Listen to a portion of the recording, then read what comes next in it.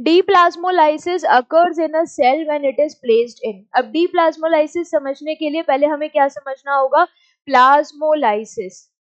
Plasmolysis जैसा कि हमने फर्स्ट क्वेश्चन में भी डिस्कस किया था।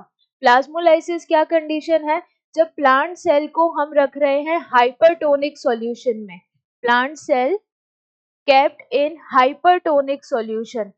हाइपरटोनिक यानी बाहर सॉल्यूट कॉन्सेंट्रेशन ज्यादा है और सेल के अंदर कम है, तो उस रेस्पेक्ट में जो पानी है वो सेल से बाहर खींच के बाहर आएगा। तो जब plant cells are kept in hypertonic solution, तो उस रेस्पेक्ट में क्या होता है, water moves out from the cell, water moves out from the cell. और जैसे जैसे वाटर बाहर की तरफ इस हाइपरटोनिक सॉल्यूशन की तरफ यानी बाहर आ रहा है, तो जो सेल के अंदर पूरा प्रोटोप्लाज्म है वो श्रिंक करेगा। तो प्रोटोप्लाज्म श्रिंक्स और श्रिंक होके वो अल्टीमेटली डिटैच हो जाएगा सेल वॉल से, एक छोटा सा स्फेरिकल स्ट्रक्चर रह जाएगा जैसा कि नजर आ रहा है। तो इस केस में हो क्या रहा है, प्लाज्मोलाइसिस में यहाँ पर प्लांट सेल दिखाया गया है और इस प्लांट सेल में बाहर सेल वॉल, ये वाला cell membrane, then cytoplasm, large vacuole और न्यूक्लियस। जब हम प्लांट सेल को हाइपरटोनिक सॉल्यूशन में रखेंगे तो उससे क्या होगा, प्लाज्मोलाइसिस होगा। प्लाज्मोलाइसिस से क्या होगा, ये पूरा स्ट्रक्चर श्रिंक करेगा, cell wall as it is rigid structure रहेगा, बाकी का जो पूरा स्ट्रक्चर है, ये पूरा स्ट्रक्चर जो कि सेल मेम्ब्रेन के साथ साइटोप्लाज्म भी आ गया, वैक्यूल भी आ गया एंड न्यूक्लियस भी आ गया, ये पूरा स्ट्रक्चर श्रिंक होता जाएगा और श्रिंक होके सेंटर पे छोटा सा रह जाएगा और यहाँ पे अंदर की तरफ इस स्पेस में पूरा हमारा हाइपरटोनिक सॉल्यूशन भर जाएगा। अब प्लाज्मोलाइसिस को रिवर्स अगर हम करेंगे, जो प्लाज्मोलाइसिस है उसको अगर रिवर्स करना है तो उस प्रोसेस को क्या बोलेंगे, डीप्लाज्मोलाइसिस।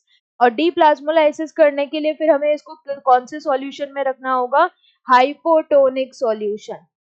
Hypotonic solution. जब हम प्लाज्मोलाइसिस कर रहे थे तो हम इसको हाइपरटोनिक सॉल्यूशन दे रहे थे, हाइपरटोनिक सॉल्यूशन। लेकिन अब यहाँ पर डीप्लाज्मोलाइसिस करना है, इसको फिर से एक्सपैंड करके नॉर्मल प्लांट सेल में लाना है, तो यानी इस सेल के अंदर हमें क्या डालना होगा, पानी। पानी तभी जाएगा जब कौन सा सॉल्यूशन में सेल को रखेंगे, हाइपोटोनिक सॉल्यूशन में। तो इसी कंडीशन को क्या बोलेंगे, डीप्लाज्मोलाइसिस। तो इस पूरी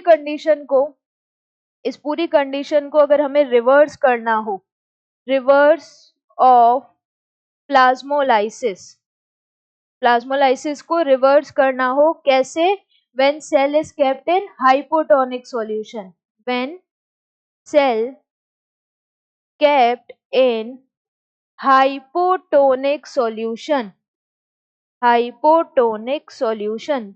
तो पानी फटाफट अंदर जाएगा, सारी चीजें एक्सपैंड होके बैक टू नॉर्मल। तो इस रिवर्स ऑफ प्लाज्मोलाइसिस को हम क्या बोलेंगे, डीप्लाज्मोलाइसिस, डीप्लाज्मोलाइसिस। तो अगर हम ऑप्शंस को देखें, deplasmolysis occurs in the cell when it is placed in hypotonic solution. Correct answer क्या हो जाएगा, ऑप्शन ए। हाइपरटोनिक सॉल्यूशन में तो प्लाज्मोलाइसिस हो रहा था, डीप्लाज्मोलाइसिस नहीं होगा। आइसोटोनिक सॉल्यूशन में नहीं होगा, बफर सॉल्यूशन नहीं होगा। Correct answer is option A.